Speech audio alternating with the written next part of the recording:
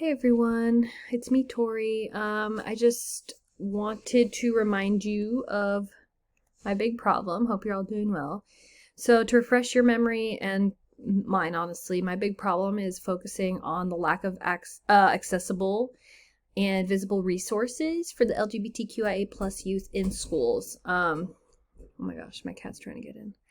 A lot of students are navigating their identities in these environments, and then they don't feel seen or supported, or even like they're not even aware of the resources that exist for them, which is not always necessarily in schools. They don't necessarily offer those in schools. So anyway, when I think about this through the Bronfenbrenner's bioecological theory, there are so many systems at play, right, within this big problem. So, like at the microsystem level, it's directly involved the teachers, their classmates, and the school staff. For the mesosystem, it includes like how the schools connect with families and then the community organizations outside of that.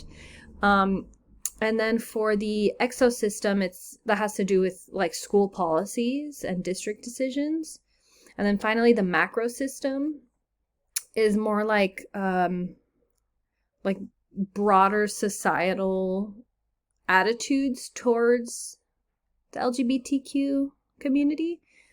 So then for like our deep dive today, into cognitivism, I really wanted to focus on school environment, and then specifically like the teachers and the school staff within the microsystem, because those are the influences that are closest to the students, I think, and that'll be how students get the most support.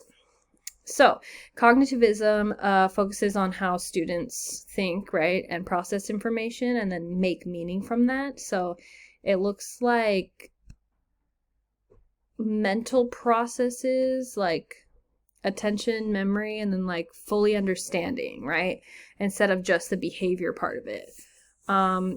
When I connect the Bronfenbrenners, I see the microsystem as the biggest opportunity, again, because it's where students are like going every single day and actively learning and shaping how they see themselves and finding who they are as an individual. And if I had unlimited resources, I think that I would create